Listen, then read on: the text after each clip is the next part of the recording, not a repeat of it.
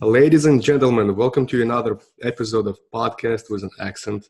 I'm your host, Vadim Guliak, and today I have with me Erin Perkins, the founder of Mabel Q, Operations and Design Headquarters for small businesses looking to scale up. Welcome, Erin. Hi, how are you doing? All is well. Thank you for being on the show. Thank you for having me. Absolutely. What's your accent, Erin? What accent do you speak with? I speak with a deaf accent, like DEAF. Most people think I say deaf. No, the reason why I speak with that accent because I was born deaf.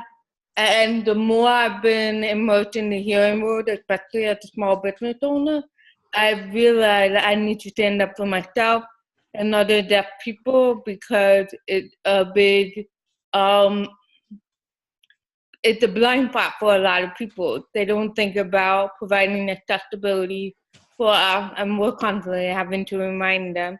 So I'm realizing that this is going to be another big part of my platform. Wow. Wow. What's your mission and vision for your businesses or personal life? So my mission, my vision is to be as authentic as possible because the truth of the matter is everyone on social media is very much like, this is the happy part of my life. And I don't blame people for do that. They don't want to show the hard times and stuff, but like, I need to be authentic. I want to show my pain point. Like earlier this week on social media, I posted, I was kind of pissed because I had gone to the doctor. They apparently called my name 3 times. I did not hear them. Wow. And I had like gone up to them and like, why haven't I been called yet? And the guy's like, yeah, I called your name 3 times. I'm like, well, by the second time, didn't you think about? So I'm realizing like that is like shows that I'm just like you. I just can't hear. I can hear, but I can't like always understand people. What's your story, Erin? So my story is funny because I've been struggling with for the past like 3 or 4 months. I'm like, I don't really have a story. But the fact is everyone has a story. And my story is I worked for a corporation for almost 12 years and I had constantly been told you're not good enough. You're never going to get to the level. And mostly because I was deaf. They felt like I couldn't have the potential to do what my peer who was hearing could do. And eventually I got laid off. They're probably going to say my deafness wasn't an issue, but I think it was an underlying issue.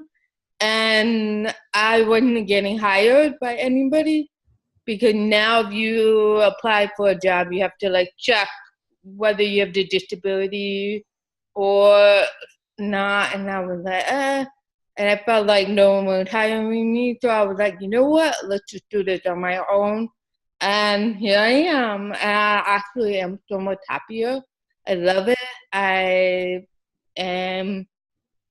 It's just a whole new world out here. Like people have more purpose. Amazing.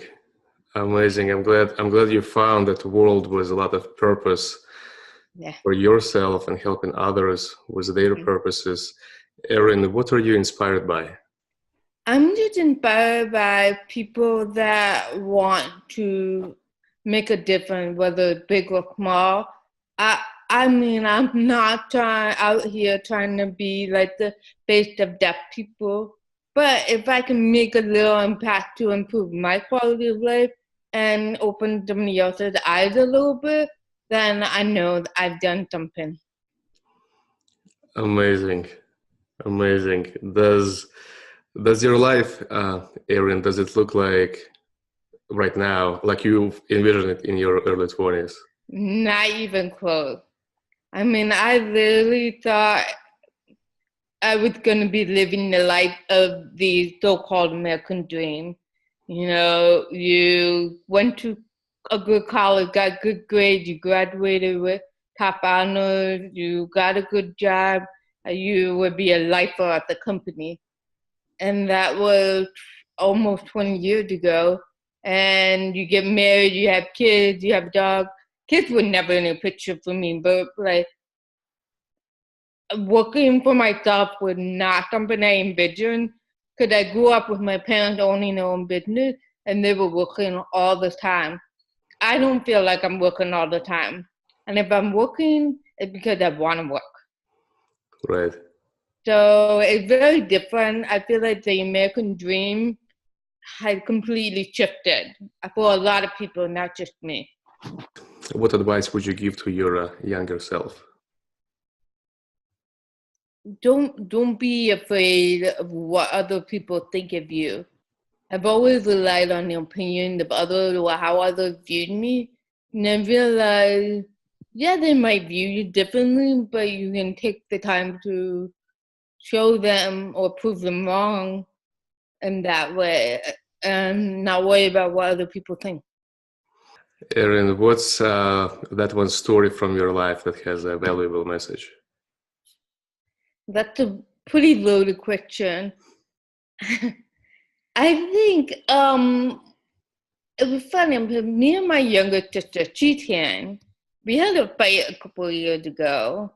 And I'm like, I don't understand. We grew up together. Why don't you just automatically sign? Signing was my one main way of communicating. And she knows sign language, but she also mixed up sign. And the fight was about, and she was like, because I'm not deaf, it's not something I think about. And I was like, oh, even though we grew up together, she's like, it's never been a touch point for me. So to me, realizing sometimes you do have to remind people like, hey, can you repeat that? Like, I didn't get that. Just remind them that you are deaf, and then people will like take a step back. And I think that's the biggest life lesson is, honestly, people are kind of self-centered. It's not necessarily in a bad way or intention or done intentionally, but people are just generally designed to be focused on themselves and their immediate family. They're not as concerned or focused on what other people are. As a business owner, it's very different. What's your favorite book that you read and why? I would say Brené Brown, Rising Strong. I know that probably feels a little cliche these days, but it was a book that somebody had given to me last February. I didn't read it until probably May, so like 4 months later, because I wasn't in the right time frame. And one of the things that has stuck with me all the time is, are they doing the best that they can? And that has stuck with me ever since then. People are so quick to judge, so quick to put their opinion, especially on your other family members. I mean, I admit I completely judge my sister for the action they take in their life. And then I have to like take a step back. You know what? They're doing the best that they can. And not the best that I can, is what they can.